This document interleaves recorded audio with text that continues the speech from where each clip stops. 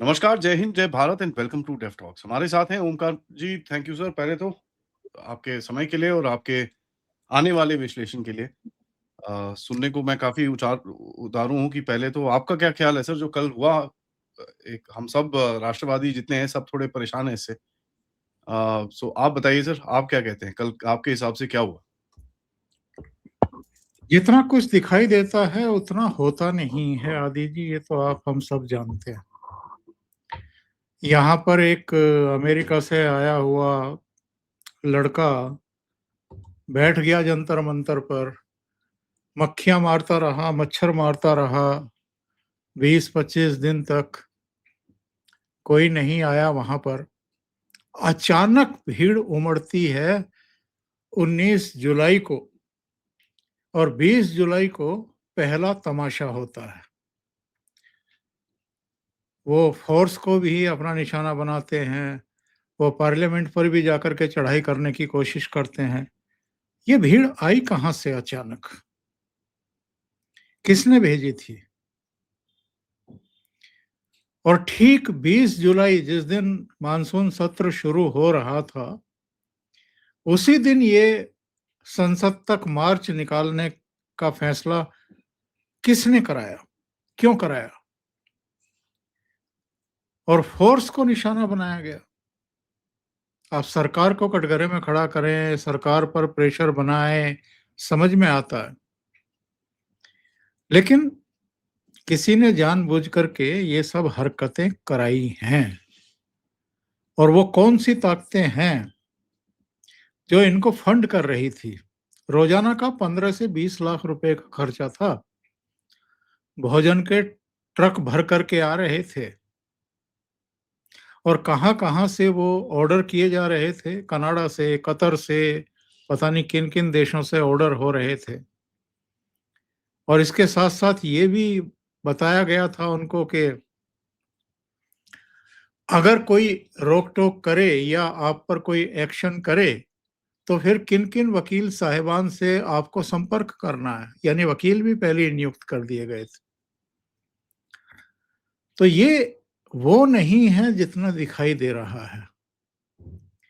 ये हर बार कुछ कुछ अरसे के बाद वो सारी ताकतें फिर से प्रयास करती हैं कि किसी तरीके से नरेंद्र मोदी को बदनाम किया जाए, इनकी सरकार को डिस्टेबलाइज किया जाए। और ये क्यों बार बार उनके पेट में दर्द होता है? क्योंकि उनको लगता है कि उनकी सारी कमाई के दरवाजे बंद हो चुके हैं। रक्षा सौदों में दलाली वो खाते थे, राशन वितरण में भ्रष्टाचार होता था, हर जगह भ्रष्टाचार होता था। तो उनके तो ठीक ठाक काम चल रहे थे। जब से ये प्रधानमंत्री बने हैं तब से वो तो बर्बाद हो गए। और वो ताकतें भी बर्बाद हो गई जो फेक करेंसी छाप रही थी और अपनी इकोनॉमी चला रही थी मजे में। तो ये केवल वो नहीं है जो हमें दिखाई दे रहा था। इसके पीछे डीप स्टेट भी है, जॉर्ज सोरोस भी है, इसमें आईएसआई भी इन्वॉल्व है, इसमें अंदर की भी बहुत सारी ताकतें हैं जो खुल करके तो मोदी जी के खिलाफ नहीं आ सकती हैं, लेकिन जो चाहती हैं कि ये अब दफा हों, ये विदा हों किसी तरीके से। देखिए, दो रास्ते थे आदि जी। एक रास्ता था कि इनको खदेड़ दिया जाए, बल प्रयोग किया जाए। और ये काम भी मुश्किल नहीं था। अगर सरकार अर्धसैनिक बलों को, पुलिस को ठीक तरीके से ब्रीफ करके करना क्या है, कैसे करना है, तो इतने काबिल अफसर तो हैं हमारे पास। और हर प्रदेश की पुलिस में हैं इतने काबिल अफसर जो बुरी से बुरी स्थितियों परिस्थितियों में अच्छे सा अच्छा क्राइसिस मैनेजमेंट बना सकते हैं और उसको लागू कर सकते हैं। हमारे पास खुफिया विभाग भी ठीक ठाक ही है। दुनिया की कुछ गिनी चुनी जानी मानी खुफिया तंत्र में से ये हमारे पास है। तो वो फैसला क्यों नहीं लिया गया? क्योंकि उसमें खतरा था खून खराबे का। और मोदी जी खून खराबा ही तो नहीं चाहते हैं, क्योंकि ये देश की राजधानी में डिजाइन किया गया। ये संसद से मानसून सत्र के समय संसद से बस 10-20 कदम की दूरी पर सब कुछ हो रहा था। तो मानसून सत्र में तो जो होता वो होता ही, अगर आप बलात् इनको यहां से हटाने की कोशिश करते। ये पूरी दुनिया में मोदी जी को लोकतंत्र विरोधी, अभिव्यक्ति की स्वतंत्रता का विरोधी और तमाम मानव अधिकार, मौलिक अधिकार, मूल अधिकार, सारी चीजें जो हैं वो, जब शांति काल था, जब बल प्रयोग नहीं हुआ, तब तो यूएन से जो है एक दिशा निर्देश आ जाते हैं, एक प्रस्ताव पारित कर दिया जाता है। और अगर खुदा न खास्ता कुछ इस तरह का हो जाता, दूसरा तरीका था कि बातचीत शुरू की जाए, तो बातचीत शुरू की गई। और बातचीत शुरू जब होती है, एक तो बातचीत शुरू नहीं की जा रही थी तो इसलिए क्योंकि इनके इरादे पता थे, डे वन से इरादे पता थे कि ये चाहते क्या हैं। और अगर बातचीत की तो इसका मतलब ये है कि आप उस सोनम वांगचुक को भी लेजिटिमेट कर रहे हैं, जिनको आपने पूर्वी लद्दाख में शांति भंग के आरोप में और देश विरोधी गतिविधियों के आरोप में उठा करके जोधपुर की जेल में बंद किया था। तो ये जो मैं कह रहा था कि ये इस तरीके से डिजाइन किया गया कि सोनम वांगचुक को ला करके बिठाया गया, उनकी भूख हड़ताल शुरू कराई गई। मानसून सत्र से पहले ये सब तमाशा शुरू किया गया, ताकि मानसून सत्र आते-आते सरकार पर प्रेशर बिल्डअप किया जा सके। शुरू में सरकार ने शायद इसलिए गंभीरता से नहीं लिया, मीडिया ने भी मजाक उड़ाई कि कितने लोग यहाँ बैठे हुए हैं। या ये तो जब पहले दिन लैंड करने के बाद जंतर मंतर आया था तो 3 साढ़े 3 बजे ही भाग गया था कि गर्मी बहुत लग रही है। तो लोगों ने इसको सीरियसली लेना बंद कर दिया। और ये भी कि भाई ऑनलाइन ठीक है, तेरे 2 करोड़ से ज्यादा फॉलोवर होंगे, लेकिन जमीन पर क्या? तो किसी ने सीरियसली लिया नहीं। मुझे लगता है कि भारतीय खुफिया एजेंसियों ने भी उतनी सीरियसली लिया नहीं और गवर्नमेंट ने भी नहीं लिया। लेकिन इनके पीछे कौन-कौन तत्व हो सकते हैं, कौन-कौन प्रायोजक हो सकते हैं, कौन वित्त पोषित कर रहे होते हैं, किन-किन के राजनीतिक स्टेक जो है वो दांव पर लगे हुए हैं, including Arvind Kejriwal, Congress party, Mamata Banerjee already अभी बंगाल के चुनाव में हारी ही हैं। वो कोई दमड़ी खर्च कर रही होंगी इनके लिए? मुझे लगता नहीं है, क्योंकि उनके तो खाते सीज हुए पड़े हैं। वहाँ तो दूसरे खर्चे झंझट चल रहे हैं इस समय। लेकिन पैसा खर्च करने वाले तो बहुत है ना आदि जी, देश के भीतर भी और देश के बाहर भी। जब कनाडा से ऑर्डर आ सकते हैं खाने के, तो दूसरी चीजों के भी बहुत सारी जगहों से कुछ-कुछ चीजें चल रही होंगी।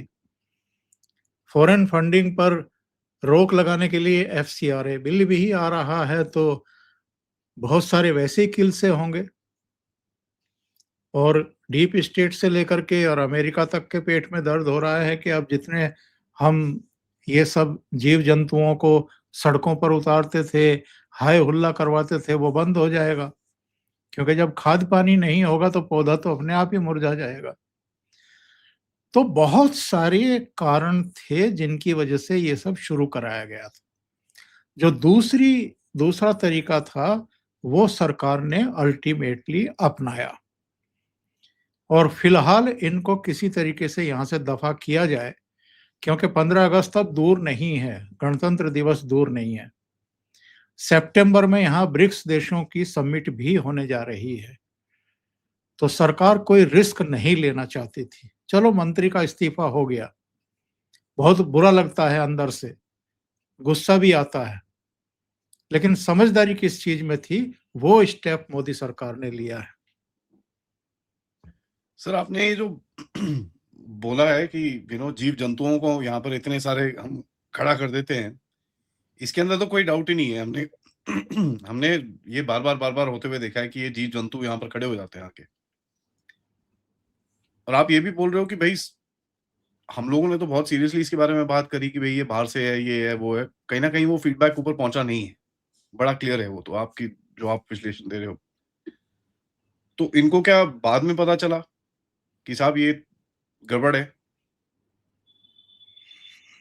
देखिए, शुरू में तो ना तो अरविंद केजरीवाल बोल रहे थे, ना राहुल गांधी इन्वॉल्व हुए थे, क्योंकि राहुल गांधी भी 20-22 दिन कहीं विदेश में रहे थे, छुट्टियां मना रहे थे, मौज मस्ती के मूड में थे। अरविंद केजरीवाल ने शायद मनीष सिसोदिया को भी डांटा होगा, जब वो बहुत जल्दबाजी में शुरू में एक वीडियो उन्होंने बनाया और सोशल मीडिया पर दिया। उससे ये इस्टेब्लिश हो गया, लोगों को सर्च करने में आसानी हो गई कि ये मनीष सिसोदिया 2 करोड़ से ज़्यादा फॉलोवर होने पर इतना क्यों उछल रहे हैं? वजह क्या है? और ये क्रांतिकारी क्यों बता रहे हैं? तो सर्च किया तो पता लगा कि ये दीप के कोई और नहीं है, आम आदमी पार्टी का पुराना पापी है। इनके मीडिया सेल में काम कर चुका है 3 साल, और बहुत संभव है कि मनीष सिसोदिया ने ही किसी को कहलवा करके इनको बोस्टन यूनिवर्सिटी पढ़ने के लिए भेजा हो, आगे की पढ़ाई के लिए भेजा। तो इसलिए वो अपने चेले के कारनामे पर इतरा रहे थे सोशल मीडिया पर। लेकिन उसके बाद फिर आम आदमी पार्टी भी शुरू के 10 एक दिन 15 दिन तो खामोश रही। लेकिन उसके बाद सक्रियता बढ़ी जैसे-जैसे मानसून सत्र आगे आ गया, करीब आ गया। फिर अरविंद केजरीवाल भी, आपने भी नोट किया होगा, दर्शकों ने भी किया होगा, सागरिका घोष पहुँचती हैं, महुआ मोइत्रा पहुँचती हैं, अरुंधति राय पहुँचती हैं, प्रशांत भूषण भी पहुँचते हैं, योगेंद्र यादव भी पहुँचते हैं, नसीरुद्दीन शाह, शबाना आज़मी, चुके हुए कारतूस, जिनमें अब कुछ बचा नहीं है, जिनको काम-वाम भी नहीं मिल रहा है फ़िल्म इंडस्ट्री में, और अपने ज़माने में भी कोई ऐसी सुपर हिट पिक्चर इन्होंने दी हो, मुझे तो याद आता नहीं है। तो ये जो फ्रस्ट्रेटेड हैं लोग, अलग-अलग, प्रकाश राज वो साउथ का, ये सब घोषित मोदी विरोधी चेहरे हैं। जब इनको मौका मिलता है, ये डसने से बाज आते नहीं हैं। तो ये सब वहाँ पहुँचना शुरू हो गए, एक माहौल बनाया गया। और आदि जी, ये जाँच का विषय है कि इंस्टाग्राम से लेकर के तमाम सोशल मीडिया मंचों पर जो बेतहाशा पैसा खर्च किया गया है, और जो यूथ को एक-एक यूथ तक ये चीज़ें पहुँचाई गई। ये पैसा कहाँ से आए, फंडिंग कहाँ से आई है? क्योंकि सामान्य तौर पर ये जितने सोशल मीडिया मंच हैं, ये अगर ईमानदारी से भी आप बढ़िया से बढ़िया कंटेंट भी डाल रहे हैं, तो वो बिना बूस्ट किए हुए तो हिलता नहीं, वो हाथी की तरह वहीं पड़ा रहता है। तो इनकी कुछ भी उल-जलूल चीज़ें और सारी चीज़ें, वो सब देश में, दुनिया में, हर जगह तैर रही थी। ये जो सोशल मीडिया मंच हैं, इनके ज़रिए माहौल बनाने में एक अहम भूमिका निभाई गई। और वो जो आजकल का वो शब्द का प्रयोग मैं करना नहीं चाहता, बिगड़ैल जो यूथ है आज का, जो वहाँ खड़े होकर के, और लड़कियाँ भी, नए-नए उम्र की लड़कियाँ भी प्रधानमंत्री जी को, जिनकी उम्र 75 इयर्स है और जिनकी ग्लोबल रेटिंग पिछले 7 साल से पूरी दुनिया में टॉप पर चल रही है, जिन्होंने इस देश की साख कहाँ से कहाँ पहुँचाई है, देश के लिए कितना काम कर रहे हैं वो, उनको गालियाँ निकालने के लिए वहाँ कुछ लड़कियों को खड़ा किया गया। ये बहुत नियोजित तरीके से डिज़ाइन किया हुआ था। और जैसे-जैसे मानसून सत्र का पहला दिन करीब आ रहा था, वैसे-वैसे यहाँ की सरगर्मियाँ और यहाँ की गतिविधियाँ और यहाँ भीड़ बढ़ाई जा रही थी। उस भीड़ में 2500 से ज्यादा अपराधी चेहरों की पहचान दिल्ली पुलिस ने की है अपने तंत्र से। वो जैन जी तो हो नहीं सकते, वो नीट परीक्षा देने वाले प्रतिभागी तो नहीं हो सकते, छात्र तो नहीं हो सकते, और थे भी नहीं। यहां तो हर तरह का तत्व था आदि जी। यहाँ वो तथाकथित किसान आंदोलन वाले भी थे, यहाँ शाहीन बाग वाले भी थे, यहाँ जामिया मिलिया वाले तत्व भी थे। यहाँ सब पहुंच गए थे। वो मौजपुर, वो जाफराबाद, वो ताहिर हुसैन एंड कंपनी, वो उमर खालिद, वो शर्जिल इमाम के समर्थक, बस नाम रहेगा अल्लाह का, वो सारा गैंग यहाँ इकट्ठा हो चुका था। और भीड़ कैसे लाई जाए इसका बंदोबस्त भी ये लोग कर ही रहे थे। और आप देखिए ना कितनी सक्रियता, अचानक ओवर टाइम लगा रहे थे अरविंद केजरीवाल अपने बेडरूम में बैठ करके टी शर्ट में। पहली बार देखा होगा देश ने इनको टी शर्ट में वीडियो बना रहे थे। राहुल गांधी शाम को अचानक अपने रेजिडेंस पर कांग्रेस के और इंडी अलायंस के सांसदों की बैठक बुलाते हैं। मीडिया को बताया जाता है कि कुछ होने वाला है, कुछ होने वाला है, आ जाओ। मीडिया की टीमें दौड़ी दौड़ी उनके घर के पास पहुंचती हैं, देखती हैं कि वहां तो भारी पुलिस बल तैनात है और वहां तो खाली बसें भी खड़ी खड़ी की गई हैं। उसको लेकर भी भ्रम था कि ये खाली बसें पुलिस प्रशासन ने मंगाई हैं इनको गिरफ्तार करने के लिए, कहीं ले जाने के लिए, छत्रसाल स्टेडियम वगैरह, या क्या है।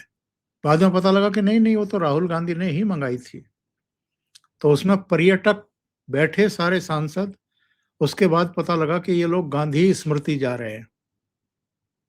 मैंने तो अपने चैनल पर कहा था कि ये मीडिया में जो आजकल के काम करने वाले बच्चे हैं, इनको तो पता ही नहीं है अतीत में हुआ क्या है।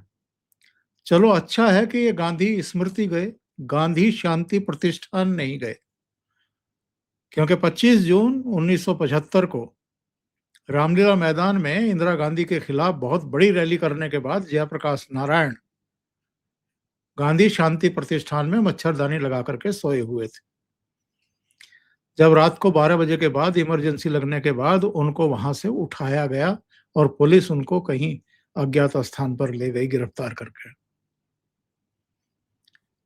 तो गांधी जी के सिद्धांत, गांधी जी का अहिंसा, परमो धर्म और तमाम चीजें तो आजकल ये कांग्रेस के सारे प्रवक्ता बड़ा बढ़ चढ़ करके बात करते हैं, लेकिन गांधी जी के सिद्धांतों को तिलांजलि अगर सबसे ज्यादा किसी ने दी है, उनको बर्फ में किसी और उनको भुलाया है, तो वो कांग्रेस पार्टी है।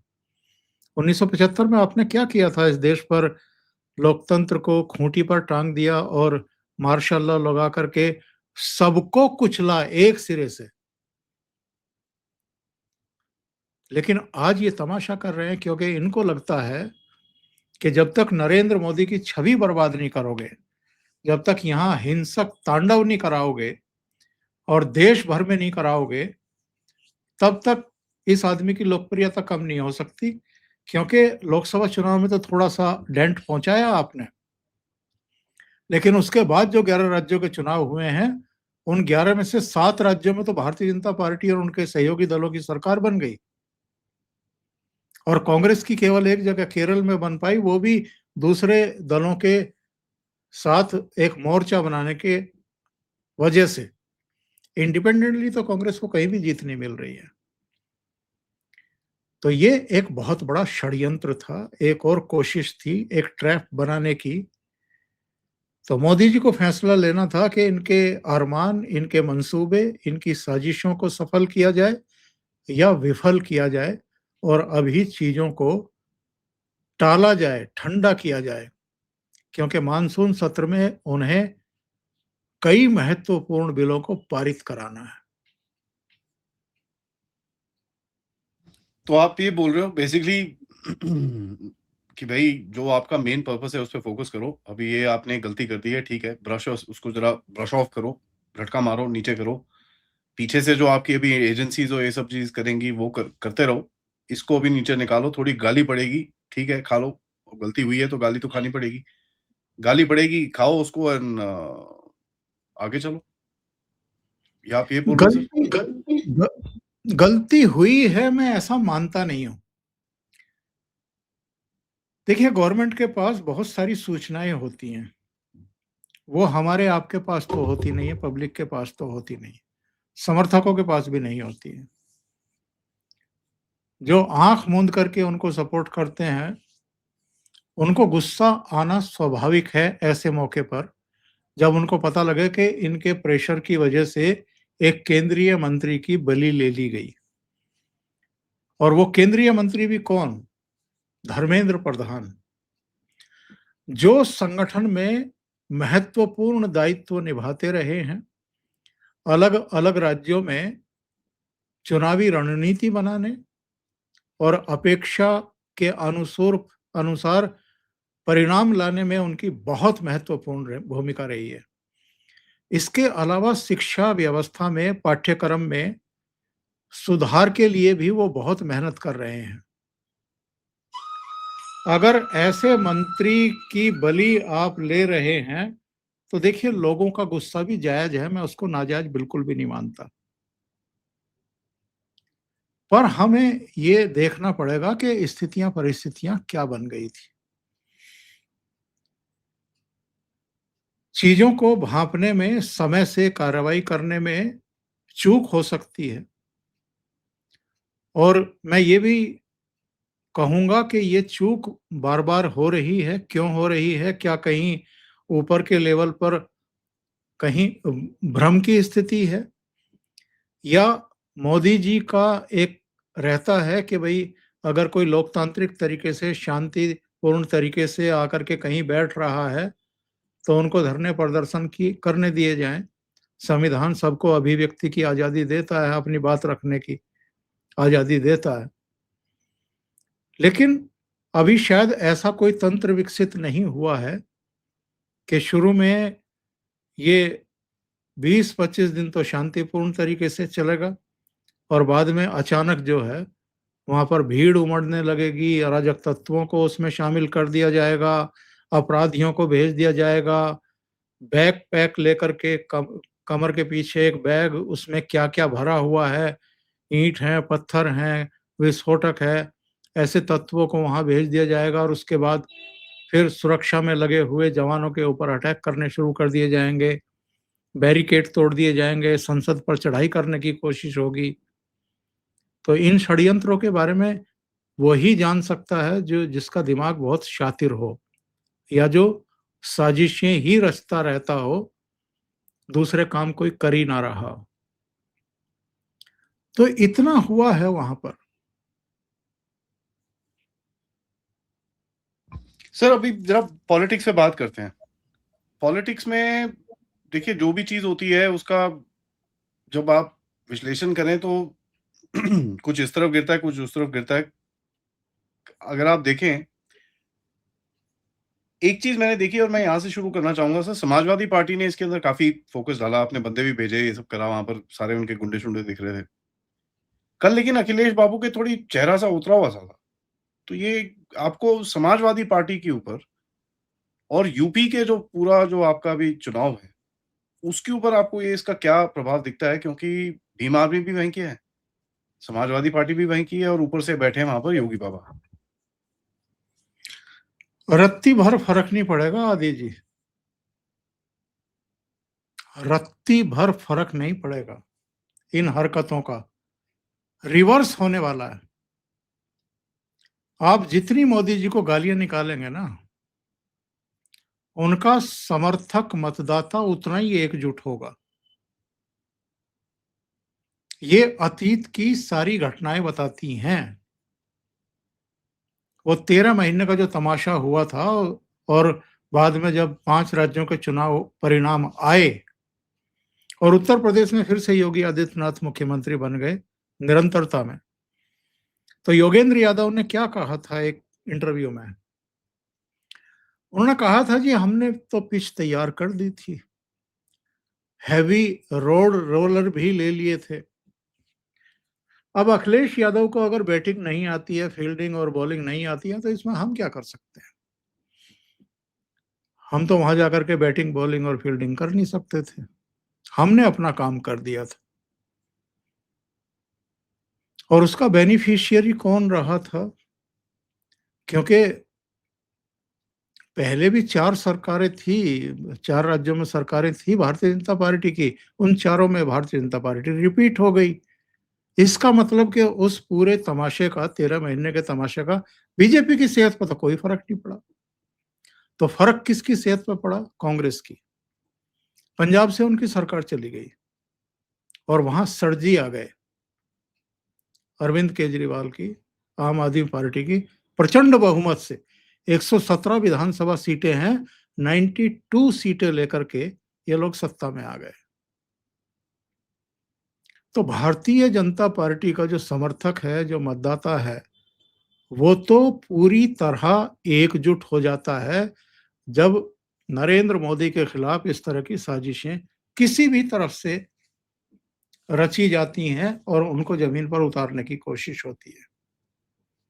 तो मुझे नहीं लगता कि इस पूरे घटनाक्रम का, इस पूरे बवाल का, इस्तीफे का और जो भी इनकी शर्तें-वर्तें मानी गई हैं उनका, बल्कि अब इंक्लूडिंग पंजाब सरकार यानी आम आदमी पार्टी यानी अरविंद केजरीवाल समेत उन सारी सरकारों पर दबाव बनेगा जिनके समय में पेपर लीक हुए हैं। क्योंकि पंजाब में भी 2 पेपर लीक हुए हैं। तो अब लेना वहां पे अपनी सरकार के मंत्री का इस्तीफा। तो यहां तो आपने तमाशा कर लिया, यहां तो प्रेशर बनवा दिया। चलो धर्मेंद्र प्रधान को कैबिनेट से हटाया, शायद राष्ट्र हित में, शायद दिल्ली के हित में, मानसून सत्र और जो विधेयक पास होने हैं उनके लिए, कि प्रेशर कुकर की अगर सीटी काम ना करे और गैस ना निकले तो वो फट जाएगा और क्या-क्या नुकसान करेगा। रसोई को तो तबाह करेगा ही, घर के 1-2 पार्ट भी ले बैठेगा। तो वो तो उन्होंने प्रेशर और टेंशन को रिलीज़ कर दिया। पर जो उनको विधायी कार्य कराने हैं, कंप्लीट कराने हैं, उसके लिए ज़रूरी था कि ये तमाशा बंद हो। जी। ये अगर बंद तो ठीक है सर, तमाशा तो बढ़िया है, ठीक है, वो मैं समझ गया। तो आपने मतलब एक हार्ड डिसीजन लिया, ठीक है, खत्म करो, कट योर लॉसेस करके एक वो होता है। पंजाब में सर, पंजाब का जो राजनीति इस टाइम पे चल रही है, अब सड़जी जो हैं वहाँ पर वो उनकी हालत थोड़ी खराब ही है। पंजाब में अब जिस तरह से यहाँ पर निहंग निकले ये बड़े इंटरेस्टिंग थे। निहंग का एक गुट तो बाहर निकला जो मतलब अपनी राष्ट्रवादी जो तत्व है उन्होंने सामने दिखाया कि भैया ये देश के खिलाफ कुछ मत बोलना। तो ये भी देखा हमने। तो आप ये जो पंजाब को कैसे देखते हैं सर? वो जो 13 वो जो महीने के 13 महीने के तथाकथित तथा किसान आंदोलन की मैं बात कर रहा हूँ ना, वो नवंबर 2020 में शुरू हुआ था आदि जी। हुँ, और वो दिसंबर मिड में 2021 में खत्म हुआ था, अरे 13 वाह! महीने वो क्यों किया गया था? वो जो 3 कृषि कानून थे, उनको तो अब किसानों का एक सेगमेंट कह रहा है कि जी वापस लाओ, हमारा तो बड़ा नुकसान हो गया। उस समय तो राहुल गांधी भी ये राकेश टिकैत से लेकर के जितनी वो 32 जत्थेबंदियां पंजाब से आई थी, जो खाप पंचायतों के नुमाइंदगी करने वाले हरियाणा से आए थे, वो सब कह रहे थे कि काले कानून हैं। वो इकोसिस्टम भी सब काले कानून बता रहा था। सब इनके साथ हुआ कर रहे थे उस समय। लेकिन बाद में लोगों को पता लगा ना कि नहीं, उसमें कुछ भी गलत नहीं था। वो राजनीतिक कारणों से आपको मोदी जी को बदनाम करने की एक कोशिश करनी थी, क्योंकि सामने 5 राज्यों के चुनाव आ रहे थे। उसमें फायदा लेना था इनको। जैसे आज अरविंद केजरीवाल ने ये जंतर मंतर का ड्रामा डिजाइन करवाया है, ऐसे ही वो 2020-21 वाला कथित किसान आंदोलन वो राहुल गांधी और कुछ ताकतों के दिमाग की उपज था। ये चाह रहे थे कि कम से कम इतने राज्यों में डिफीट हो रही है, पंजाब तो अपने पास बना रहे, लेकिन बचा नहीं पाए। ऐसे ही अरविंद केजरीवाल को लगता है कि ये जो आंधी चल रही है इस समय भारतीय जनता पार्टी की, और नरेंद्र मोदी की लोकप्रियता ही कम होने का नाम नहीं ले रही है, तो पंजाब चुनाव से पहले कुछ ऐसा रायता बिखेरो कि इनकी छवि भी खराब हो, और भारतीय जनता पार्टी अगर बंगाल में जीत सकती है, प्रचंड बहुमत से जीत सकती है, तो वो यहां भी करिश्मा कर सकती है, पंजाब में भी। और मैंने आपके शो में पहले भी कहा था, पंजाब में राष्ट्रवादियों की कोई कमी नहीं है। पंजाब का हमारे राष्ट्रीय आंदोलन में, स्वतंत्रता संग्राम में जबरदस्त कंट्रीब्यूशन रहा है। जो हमारी सेनाएं हैं, अर्धसैनिक बल हैं, उनमें पंजाब और हरियाणा, इनके जवान आपको हर 9वां 10वां जवान यहीं से मिल जाएगा, जो सरहदों की रक्षा करते हैं, जो अशांति काल में जाकर के अलग अलग शहरों में अपनी भूमिका निभाते हैं। तो वहां राष्ट्रवादियों की कोई कमी नहीं है। कुछ मुट्ठी भर तत्व हैं जो आईएसआई और दूसरे उस पर जो है खेलते हैं, या कनाडा वालों के हाथ में या यूएस यूके वालों के हाथ में खेलते रहते हैं। लेकिन पंजाब में भी वो स्पार्किंग है जो इस समय पूरे देश में दिखाई दे रही है। वहां भी बड़े पैमाने पर, अब तो खैर आर्य समाजी कम हो गए वहां पर, लेकिन एक समय में वहां आर्य समाजी आंदोलन सिर चढ़ करके बोलता था। लेकिन सनातनी कम नहीं है, वहां भी राष्ट्रवादी कम नहीं है। इन लोगों को लगता है कि जो कुछ ये लगातार जीत दर्ज करते जा रहे हैं, ये अगर पंजाब में भी सिरे चढ़े तो इनका खेल खत्म। दिल्ली से तो पहली पब्लिक ने उठा करके इनको यमुना में फेंक दिया है। खुद अरविंद केजरीवाल अपना चुनाव हार गए, मनीष सिसोदिया हार गए, सत्येंद्र जैन, सौरभ भारद्वाज हार गए। तो पंजाब में भी अगर गए तो उसके बाद तो कोई ठौर ठिकाना है नहीं, किस दीवार पर सिर टिका करके रोएंगे, और फाइनेंस का क्या होगा, ये तो बर्बाद हो जाएंगे। तो ये सब जानबूझ करके साजिशें रची जा रही थी। तो अगर आप इसको पूरी तरह से देखें, जो पंजाब में सर एक जो सेंसिटिव तबका है वो एकदम से भड़क जाता है, सब कुछ वो सब होता है। एंड उसको कंट्रोल करना, वो तो आम आदमी पार्टी की भी बस में नहीं है, ये तो मैं बड़ा क्लियरली बताता हूँ। वो उस चीज़ का यूज़ करती है और कुछ नहीं करती। बाकी अगर वो सोचें कि वो उनके कंट्रोल के अंदर है, बिल्कुल भी नहीं है वो। अब सर मेन राजनीति पे जो अभी क्या नाम है आपका, लोकसभा, राज्यसभा में अब आपको क्या होता हुआ दिखता है? क्योंकि बड़े-बड़े बिल आने वाले हैं। इसमें तो अब जो आपको पता ही है, एफसीआरए के ऊपर ये पूरा हंगामा करा है, ये सब चीज़ें इसके ऊपर करी हैं। तो आपको यहाँ पर क्या दिखता है? एफसीआरए और ये सब चीज़ें, डिलिमिटेशन पे तो मेरे को जो सुनाई में पड़ रहा है, उसमें तो कोई चांस ही नहीं है वो हिलेगा। एफसीआरए लिस्टेड है आपका मामला, तो आपको कहाँ लगता है ये चीज़ें कहाँ जाएँगी अभी? एफसीआरए तो सामान्य बिल है, सामान्य बहुमत से वो दोनों सदनों में क्लियर हो जाएगा। उसके लिए संविधान संशोधन की जरूरत नहीं है, 2/3 बहुमत की जरूरत नहीं है।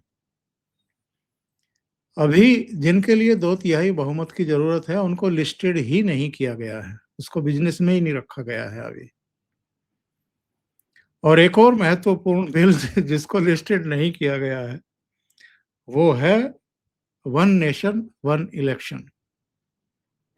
वो भी इसी सत्र में आ सकता है, लेकिन डिपेंड करेगा। और जो मेरी सूचना है वो ये है कि अमित शाह व्यवस्थाएं कर चुके हैं, 2/3 बहुमत की सब व्यवस्थाएं हो गई हैं।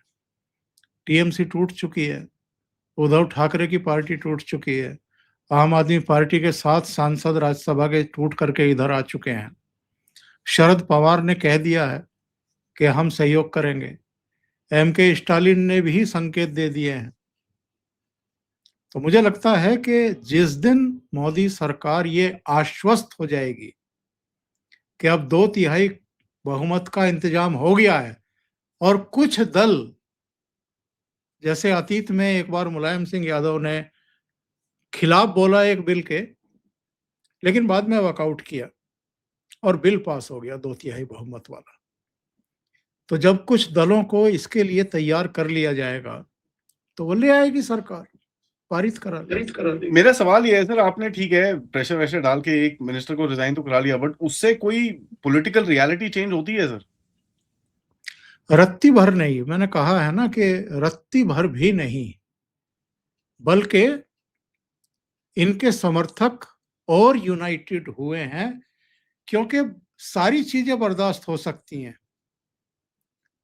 मोदी को कोई अगर गाली निकाल रहा है खड़े होकर के, ये चीजें अभी भी जो उनके सपोर्टर हैं, जो मतदाता हैं, जो आम भारतीय हैं, जो अभी इतने संस्कार विहीन नहीं हुए हैं कि ये चीजें बर्दाश्त कर सकें, भूल जाएं कि वो प्रधानमंत्री हैं। उनकी उम्र 75 साल की है। उनको आप गाली देंगे और गंदी-गंदी गालियां देंगे, दिलवाएंगे, ये चीजें बर्दाश्त नहीं करता कोई भी। वो तो है सर, बिल्कुल भी आई मीन जो चीज़ें हमने देखी हैं, क्योंकि मैं तो मज़ाक में बोल रहा था यार कि एजुकेशन मिनिस्टर को तो पक्का निकालना चाहिए, क्योंकि साला अगर ये एजेंसी का ये जो कैरेक्टर दिखे हैं यहाँ पर, तो पूरा एजेंसी तो वैसा नहीं है, बट ये जो कैरेक्टर हमने देखे हैं वहाँ पर, ऐसे अगर नमूने तैयार हो रहे हैं हमारे स्कूल कॉलेजेस के अंदर, तो भैया एजुकेशन मिनिस्टर क्या, पूरी एजुकेशन ही बंद कर दो। गवर्नमेंट को रिस्पॉन्सिबिलिटी नहीं लेनी चाहिए, भैया हम नहीं कर सकते। ये तो पता नहीं क्या बन के निकल रहे हैं, देखो स्कूल नहीं, कॉलेजेस में जो मैं इसमें भी थोड़ा-सा असहमत हूँ कि कैसे स्टूडेंट तैयार हो रहे हैं, ये एजुकेशन मिनिस्टर या कोई सरकार नहीं तय कर सकती। जो हमारी शिक्षा व्यवस्था है, वो उसमें दोष शुरू से हैं। वो किस तरह का पाठ्यक्रम, किस तरह का वातावरण, वहाँ किस-किस तरह के लोगों को छूट दी गई, कोई चेक एंड बैलेंस है नहीं। दूसरी बात ये है कि चूँकि मैं तो पॉलिटिकल साइंस का स्टूडेंट भी रहा हूँ, लोक प्रशासन भी मैंने पढ़ा है। किसी सरकार का ये दायित्व नहीं होता है कि आप किसी पीढ़ी को, किन्हीं बच्चों को संस्कारित करें या समाज को सुधारें।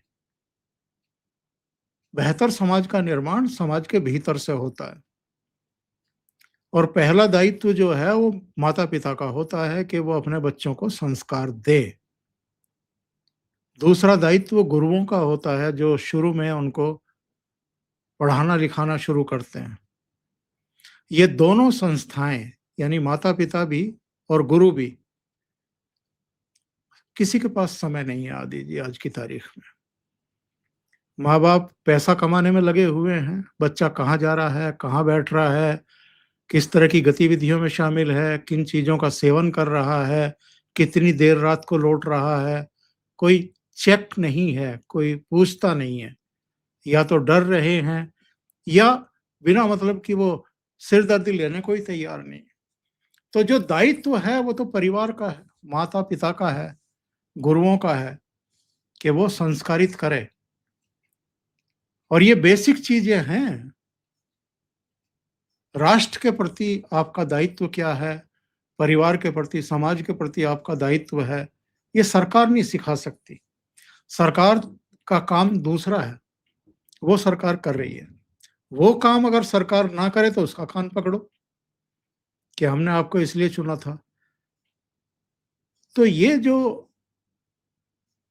जैसा मैंने कहा है कि धर्मेंद्र प्रधान एक बड़ी भूमिका निभा रहे थे कि पाठ्यक्रम को दुरुस्त किया जाए। अकबर महान है या औरंगजेब बहुत ही शानदार शासक था, तो ये जो फ्रॉड इतिहासकारों ने पाठ्य पुस्तकें तैयार की थी, उनको सुधारना बहुत ज़रूरी है। महाराणा प्रताप भी इस देश में हुए हैं, छत्रपति शिवाजी महाराज भी हुए हैं। ऐसे बहुत सारे नाम जिनको बिसरा दिया गया या जिनको वो अपनी भाषा में हम कहते थे, जब मैं अखबारों में काम करता था, कि एक होती है लीड, एक होता है टॉप बॉक्स, एक होती है सेकंड लीड, एक होती है बॉटम। तो पहले पेज पे दिखाई ही नहीं देना है किसी खबर को, अंदर कहीं ये बताने के लिए कि हमने कवर की हुई है, सिंगल कॉलम कहीं डाल दो। तो हमारे इतिहास में महाराणा प्रताप, शिवाजी महाराज पढ़ाए गए होंगे, लेकिन वो उसी सिंगल कॉलम खबर की तरह बस रख दिए गए। लेकिन महान किनको बताया गया? तो वो सुधार का काम धर्मेंद्र प्रधान कर रहे थे। उनको इसलिए भी निशाने पे लिया गया है, केवल इसलिए नहीं कि नीट का पेपर आउट हो गया। पेपर तो इस देश में पता नहीं कितने आउट हुए हैं और किन-किन के कार्यकाल में हुए हैं। तो फिर तो सभी को सूली पे चढ़ाओ ना। नहीं, वो बात तो ठीक है सर। आखिर में मैं एक ही चीज़ पूछूँगा, देखिए ये जो पूरा पूरा जिस तरह से ये पूरा बनाया गया, पूरा करा गया, अ, इसको रोकने के लिए सरकार को रोकने क्या, इसको प्रिवेंट करने के लिए कुछ ना कुछ तो सीखना पड़ेगा, राइट? एंड ये बहुत बड़ी चीज़ है, क्योंकि अगर आप नहीं सीखे इससे, तो फिर तो बार-बार होगा ये। ये रुक नहीं ये सक रुक ये नहीं रुक सकती, रुक ही नहीं सकता नहीं है। सकती। ये आगे भी होगा। ये नहीं रुकने वाला है। अभी तो 2029 के लोकसभा चुनाव से आप एक और कोई तमाशा ज़रूर देखेंगे दिल्ली में। हाँ, पिछले वाले चुनाव में तो इतना कोई तमाशा हुआ नहीं था। तो पिछला वाला तो बच गए थे, बड़ा कुछ हुआ नहीं। ये एक्चुअली सर, आपकी बात एक एक तरफ तो पिछले सही है। पिछले चुनाव से पहले शंभू बॉर्डर और खनियोरी बॉर्डर पर लगातार तमाशा हुआ था 1.5 साल तक।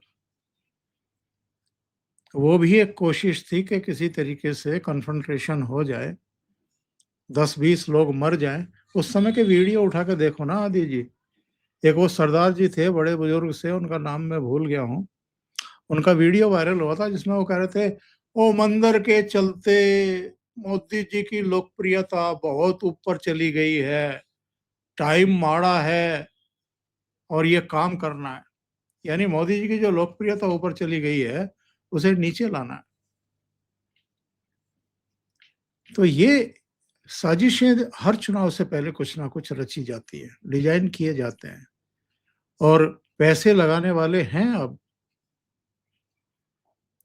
आप तो खैर रक्षा सुरक्षा से जुड़े हुए मामले पर ही चैनल चला रहे हैं, तो आपको मैं क्या बताऊँगा, आपको सारा कुछ पता है।